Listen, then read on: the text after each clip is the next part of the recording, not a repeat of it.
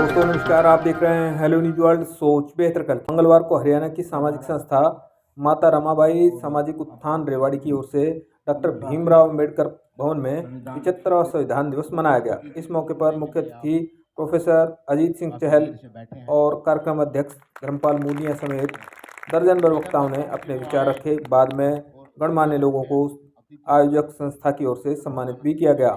आप देखिए हमारी ये रिपोर्ट। खबर अच्छी लगे तो लाइक करें, शेयर करें और नई खबरें देखने के लिए आज ही हेलो न्यूज वर्ल्ड को सब्सक्राइब कर लें।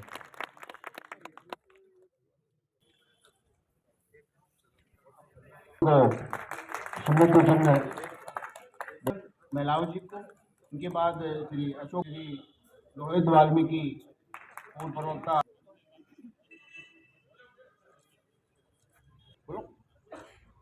मास्टर महंत बैठे हैं तो 1000 रुपये वो मास्टर महंत को दे रहे हैं और सरपंच वो काफी आज के मुख्य धन्यवाद। अब मैं प्रधान जी से सभाएं हरियाणा प्रदेश जो उनका एक फेडरेशन बना है और मुख्यालय पंचकुला रखा है, हमारे मध्य आए हुए हैं। मैं उनको आमंत्रित करता हूं कि वो आए और अपना संबोधन रखें। Shri D P. Poonia ji, secretary general federation of Guru Ravidas सभाएं एवं डॉक्टर B.R. अम्बेडकर सभाएं। इनके बाद में आज के इस कार्यक्रम के मुख्य अतिथि हैं, उनका संबोधन रहेगा और अंत में अध्यक्षीय भाषण जो कंक्लूजन होता है वो उनका भाषण रहेगा। तो आपसे निवेदन है कि अनुशासन के तहत धैर्य से बैठे रहें। जय जय जय जय भीम, जय भीम, जय भीम। जब तक सूरज चांद रहेगा, जब तक सूरज चांद रहेगा, मैं ज्यादा समय नहीं दूंगा। पहले भी YouTube के माध्यम से जागृति लाने की प्रयास इस बच्चे ने किया, तो मैं सैल्यूट करता हूं इस बच्चे को और इसकी जननी को जिन्होंने इसको पैदा किया। 70वें साल में हमारा ये भारत का संविधान अपनी जर्नी पर निकला है, अपनी यात्रा पर निकला है।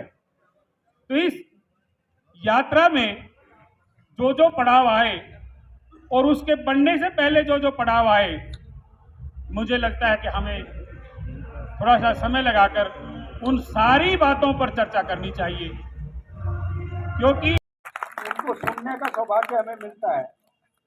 ये बहुत अच्छी बात है। मैं इसके लिए इस रमाबाई जो सामाजिक संस्थान है उसका बहुत बहुत धन्यवाद व्यक्त करता हूं कि ऐसे व्यक्ति को यहाँ आज एक कार्यक्रम आयोजित हुआ है, क्या कहेंगे पूरे कार्यक्रम को लेकर? आप भी कार्यक्रम में शामिल हुए हैं।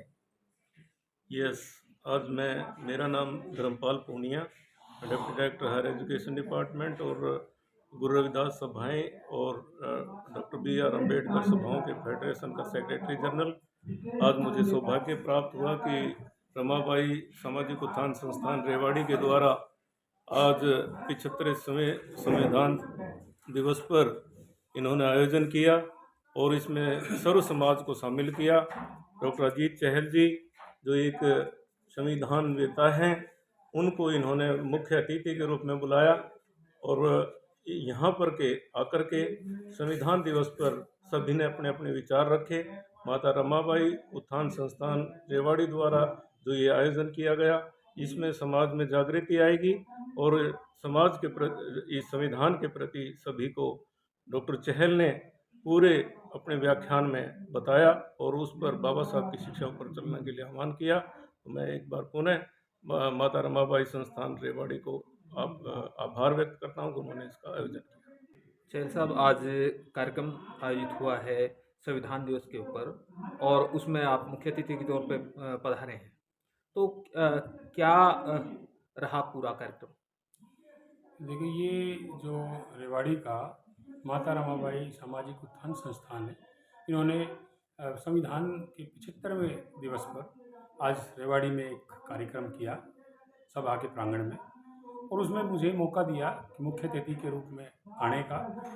और मैं वहाँ सबके सामने मैंने ये कहा कि भाई संविधान को आप पढ़ना चाहते हैं, अगर आप पढ़ोगे नहीं तो आगे नहीं बढ़ सकते, और जब पढ़ोगे कैसे जब आपके पास संविधान होगा या नहीं होगा। इसके लिए मैंने सभी साथियों को निवेदन किया है कि भी जिस व्यक्ति के पास भी संविधान पढ़ने की इच्छा हो और संविधान ना हो तो मैं उसको संविधान की एक कॉपी दे सकता हूँ without any cost, free of cost. और ये जो समाज का जो संगठन है इसने जो बात की तो मैंने ये कहा कि संविधान में जो संविधान को आगे बढ़ाना है तो बाबा साहब की जो इच्छा थी, बाबा साहब का जो मिशन था उसको आगे बढ़ाना पड़ेगा।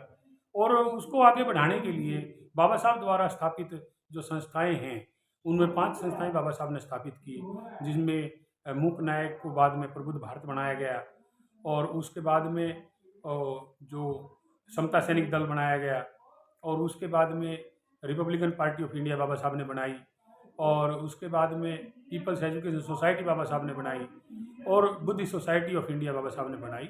ये 5 संस्थाएं हैं, इसमें सक्रिय रूप से हम कार्य करके इनको आगे बढ़ा करके बाबा साहब के मिशन को पूरा कर सकते हैं। और उसी एजुकेशन को बढ़ाने के लिए ये माता रमाबाई के नाम से सामाजिक उत्थान संस्थान उन्हीं चीज़ों को बढ़ाने में लगा हुआ है। तो मैं माता रमाबाई सामाजिक संस्थान के प्रधान को, इनके दूसरे सहयोगी साथियों को तहे दिल से धन्यवाद देता हूं कि आपने मुझे यहां बुला करके मुख्य अतिथि के तौर पर और लोगों को बाबा साहब की संस्थाओं और बाबा साहब की स्थापित की हुई पार्टी के बारे में जानने का मौका मिला, भारत के संविधान के बारे में जानने का मौका मिला। इन सब के लिए मैं माता रमाबाई सामाजिक उत्थान संस्थान का बहुत तहे दिल से आभार प्रकट करता हूँ, धन्यवाद देता हूँ। चल साहब, संविधान की जैसे बात है, संविधान दिवस मनाया जा रहा है तो कहाँ देखते हैं आज जैसे राजनीति हावी होती जा रही है संविधान को लेके, पार्टियों में भी अलग अलग तरह के विचारित मतभेद पाए जाते हैं, नेताओं में भी मतभेद पाए जा रहे हैं, कहाँ तक मतलब संविधान का जो इम्प्लीमेंटेशन जैसे अमल की बात कहते हैं, लागू करने की बात कहते हैं, तो क्या लगता है कहीं सरकारें पीछे रह गई हैं? देखो, संविधान को लागू करने की बात जो थी वो बाबा साहब ने पहले ही जो है ना, जो 4 नवंबर 1949 की स्पीच का जो बाबा साहब का जिक्र किया उसमें बाबा साहब ने कहा कि ये संविधान अच्छा है या बुरा है ये लोगों की नीयत पे डिपेंड करेगा जो उसको लागू करने वाले होंगे। और दूसरा 25 नवंबर 1949 को तो बहुत क्लियर कह दिया बाबा साहब ने कि संविधान अच्छा है या बुरा है, ये इसको लागू करने वाले के लोगों की नीयत पे साबित होगा कि अच्छा है बुरा है। और दूसरा 25 नवंबर 1949 को बाबा साहब ने एक वार्निंग दी थी कि अगर हम इस देश को बचाए रखना चाहते हैं, इसमें शांति स्थापित करना रखना चाहते हैं, तो हमारे सामने 2 शत्रु होंगे, एक वंश और एक जाति, यानी कि धर्म और जाति। अगर हमने इस धर्म और जाति को अपने से ऊपर रखकर, संविधान से ऊपर रखा, तो ये देश निश्चित रूप से फिर विघटन की तरफ जाएगा। अगर हमने संविधान को इन जाति और धर्मों से ऊपर रखा और व्यक्ति से ऊपर रखा तो निश्चित रूप से ये देश एक और अखंड रहेगा। लेकिन आज की जो परिस्थितियां आपने देखी हैं कि लोग बोलते हैं संविधान बचाने का, लेकिन जो कार्य करते हैं वो संविधान विरोधी काम करते हैं।